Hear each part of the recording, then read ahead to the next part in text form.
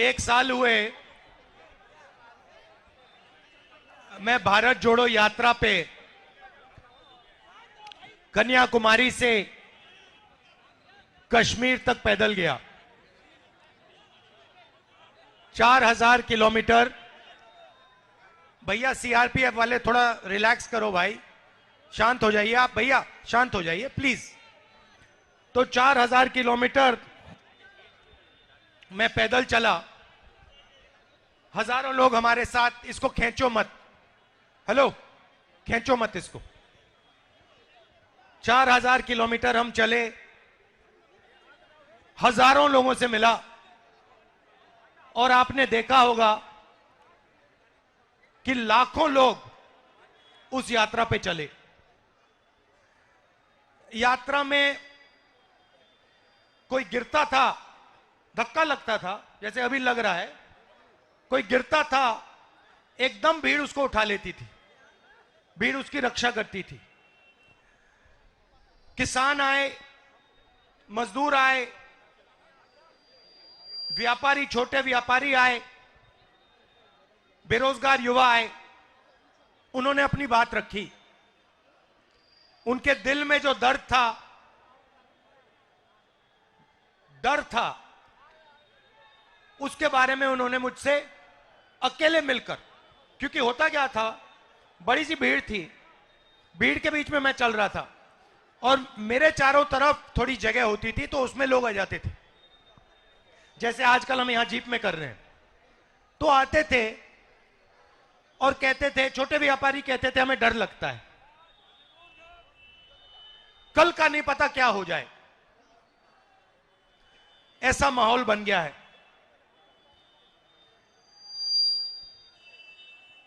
पूरी यात्रा में मैंने नफरत कहीं नहीं देखी। बीजेपी के लोग भी आते थे, आरएसएस के लोग आते थे, जैसे ही वो यात्रा में आ जाते थे वो प्यार से बोलते थे।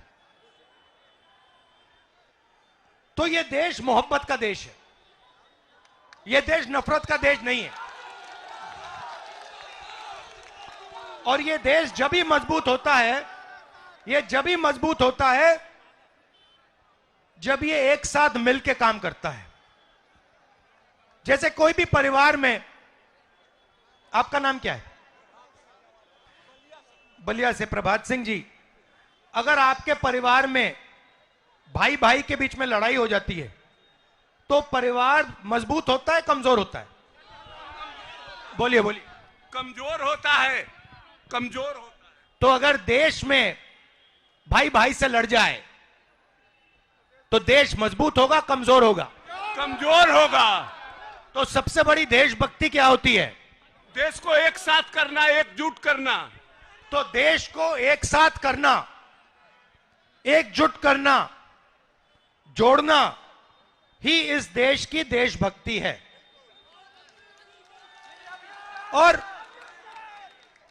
और सुनिए, देखिए, अजीब सी बात थी। इस देश की मैं आपको शक्ति बताना चाहता हूं। जैसे अभी मैं यहां आया, मंदिर में मैंने मत्था टेका, गंगा जी का प्रणाम करने आया हूं मैं। उसके सामने, गंगा जी के सामने,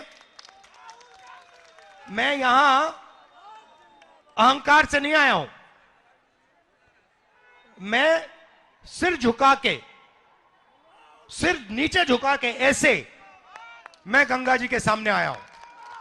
वैसे ही जब मैं भारत जोड़ो यात्रा में चल रहा था, मैं सिर झुका के, जो भी मेरे सामने आता था, मैंने अपनी टीम को कह दिया, आप इनसे पूछिए। भारत जोड़ो यात्रा से पहले इन्होंने मुझे पूछा, राहुल जी हमें करना क्या है? मैंने उनको कहा, देखो, यात्रा में बहुत सारे लोग मुझे मिलने आएंगे, गरीब लोग आएंगे, अमीर लोग आएंगे,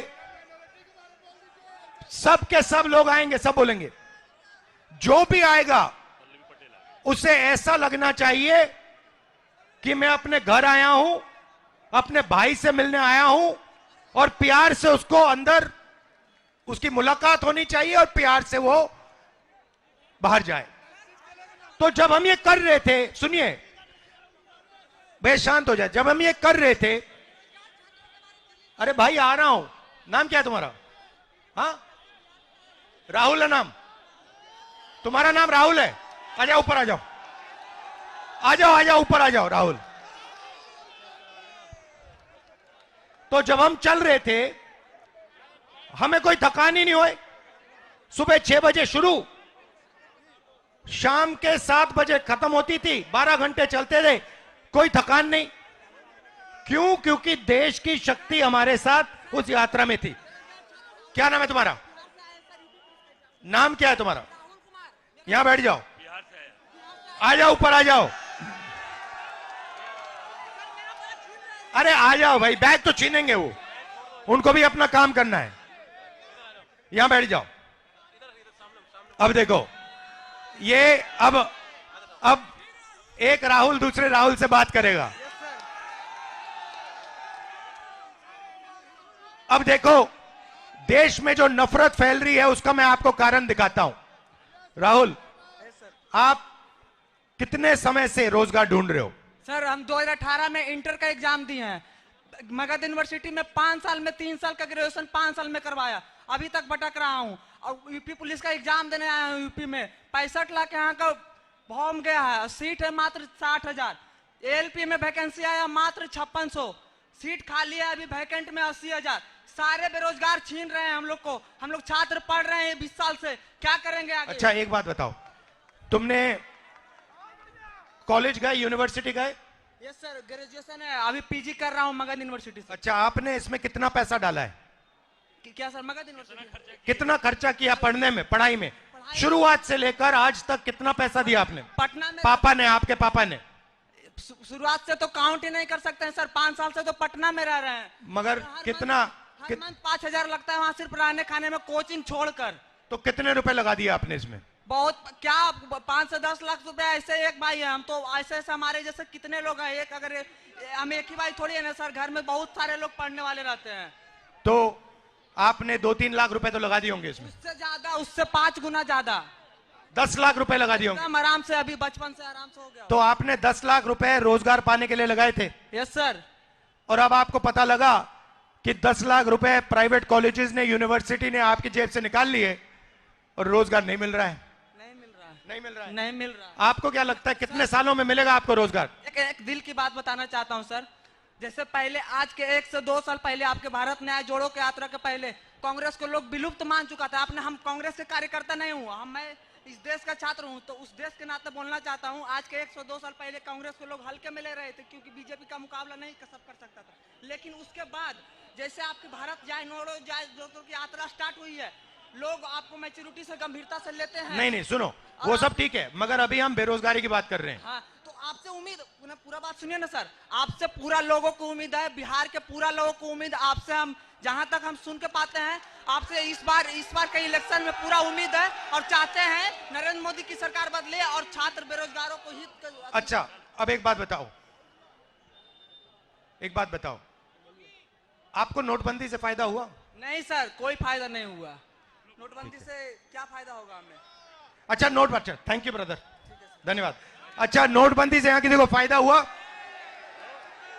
बैग सर दिलवा दीजिए, बैग कर रहे बैग मिल जाएगा, बैग मिल जाएगा, अभी देंगे। ठीक है, तो देश में 2 सबसे बड़े मुद्दे हैं। कौन से मुद्दे हैं? बेरोजगारी और दूसरा बेरोजगारी और अब जहां भी देखो आपको 2 हिंदुस्तान दिखेंगे, एक अरबपति वाला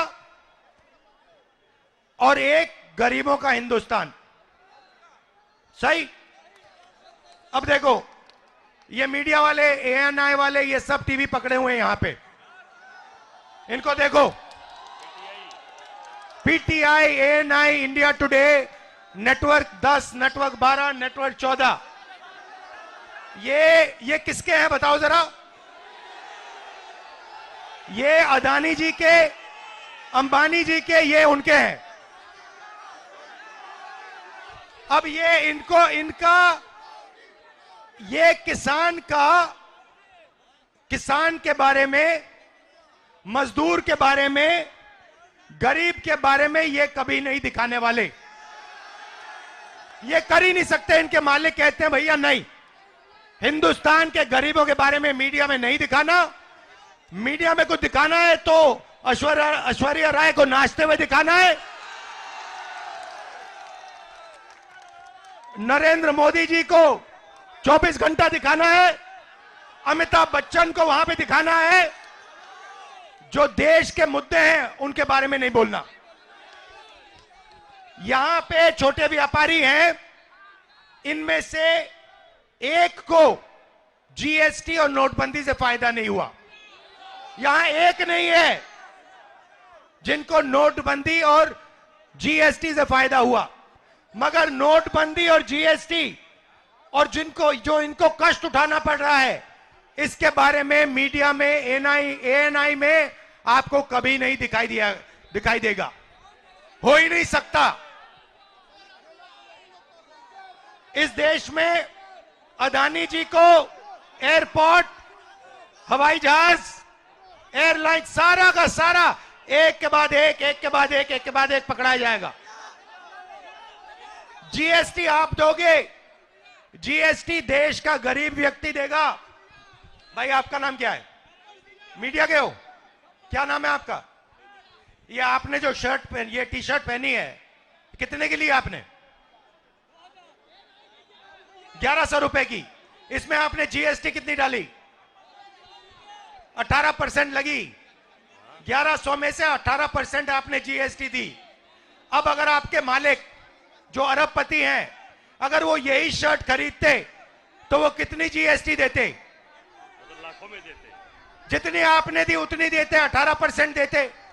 तो ये अन्याय है ना कि अरबपति भी उतना टैक्स दे रहा है जितना हिंदुस्तान का सबसे गरीब दे रहा है। तो इसीलिए भारत जोड़ो यात्रा में हमने अन्याय शब्द जोड़ दिया। मणिपुर से महाराष्ट्र तक ये यात्रा जारी है। आज हम उत्तर प्रदेश में हैं। आपने इतनी शक्ति हमें दी, इतनी मोहब्बत दी, इसके लिए दिल से आपका धन्यवाद करना चाहता हूं। आप सबका बहुत बहुत धन्यवाद। नमस्कार, जय हिंद।